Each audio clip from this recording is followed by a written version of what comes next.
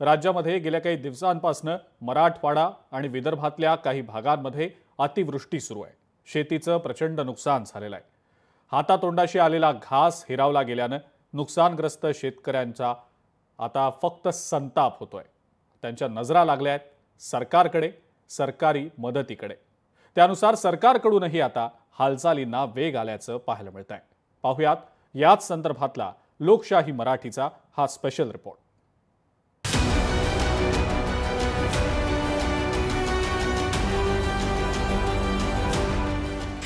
राज्यात अतिवृष्टीमुळे शेतीचं मोठं नुकसान। सरासरीपेक्षा अधिकचा पाऊस झाल्यानं पिकांना फटका। सरकारकडून नुकसानग्रस्तांना दिलासा देण्यासाठी हालचाली। राज्यात सध्या पावसानं धुमाकूळ घातलाय। आतापर्यंत 975.5 मिलीमीटर पाऊस झाला असून हा पाऊस सरासरीच्या 102% अधिक आहे। अनेक ठिकाणी पूरस्थिती निर्माण झाली असून काही भागात लोकही अडकलेले आहेत। त्यांच्या बचावाचं कार्य यंत्रणांकडून सुरू आहे। सोबतच राज्य सरकार संकट कमी करण्यासाठी सर्व आवश्यक संसाधनं पुरवेल अशी ग्वाही उपमुख्यमंत्री अजित पवार यांनी दिली आहे। परिस्थिती अतिशय गंभीर आहे आणि ती परिस्थिती सुरक्षित ठिकाणी लोकांना हलवायचं काम युद्ध पातळीवर चालू आहे। एनडीआरएफ एसडीआरएफच्या टीम तिथं गेलेले आहेत। जिथं आपल्याला बोटी पाठवून त्यांना सुरक्षित ठिकाणी आणता येईल तिथं तशा प्रकारे आपण आणतोय। मुख्यमंत्री महोदयांनी देखील सूचना केलेल्या आहेत की तेही देखील स्वतः सोलापूर जिल्ह्याच्या दौऱ्यावर जाणार आहेत। मी देखील उद्या धाराशिव जिल्ह्याच्या दौऱ्यावर जाणार आहे। माझ्याबरोबर पालकमंत्री प्रताप सरनाईक आणि इतर लोक असतील आणि आमचे सर्व मंत्री जे आहेत हे सर्व मंत्री देखील त्यांचाही दौरा वेगवेगळ्या जिल्ह्यांमध्ये सर्व मंत्री दौरा करतील। मराठवाड्यातील पूरस्थिती ही गंभीर असल्याची माहिती मुख्यमंत्री देवेंद्र फडणवीस यांनी दिली।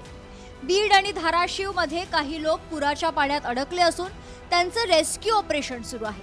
धाराशिव जिल्ह्यात 27 जणांना हेलिकॉप्टरनं बाहेर काढलं असून 200 लोकांना सुरक्षित स्थळी हलवण्यात आले। तर इतर ठिकाणीही अतिवृष्टीमुळे मोठं नुकसान झालं असून काही जणांचा मृत्यू झाल्याचं मुख्यमंत्री फडणवीसांनी सांगितलंय। गेल्या काही दिवसांमध्ये अहिल्यानगर, जळगाव, सोलापूर, बीड आणि परभणी या भागामध्ये अतिशय मोठ्या प्रमाणात अतिवृष्टी झालेली आहे। जवळपास यामध्ये 8 जणांचा मृत्यू झालेला आहे। 10 जण हे जखमी झालेले आहेत। आता एनडीआरएफ आणि एसडीआरएफच्या 17 तुकड्या या सगळ्या भागामध्ये त्या ठिकाणी काम करतायत। आता सर्वात महत्त्वाचा मुद्दा म्हणजे राज्यात अतिवृष्टीमुळे सर्वात मोठं नुकसान झालंय ते म्हणजे बळीराजाचं। कधी पंचनामे होतील, कधी मदत मिळेल असे अनेक प्रश्न सध्या नुकसानग्रस्त शेतकऱ्यांच्या मनात घोंगावतायत। मात्र मुख्यमंत्री देवेंद्र फडणवीस यांनी कॅबिनेट बैठकीनंतर शेतकऱ्यांना दिलासा दिलाय। नुकसान भरपाई कधीपर्यंत मिळेल याची सविस्तर माहिती देखील मुख्यमंत्र्यांनी दिली आहे। पंचनामे करण्याचे आदेश आपण दिले होते आणि यावेळी आपण एकत्रित पंचनामे येऊन त्याला एकत्रित मदत करण्याच्या ऐवजी जसे पंचनामे येतात तसं आपण मदत त्या ठिकाणी करतो।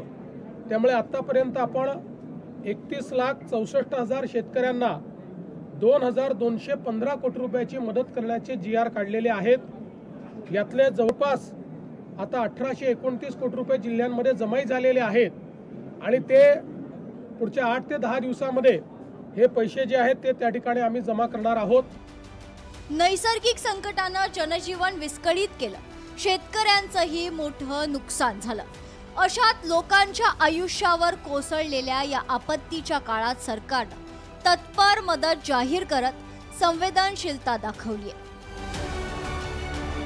ब्युरो रिपोर्ट, लोकशाही मराठी, मुंबई।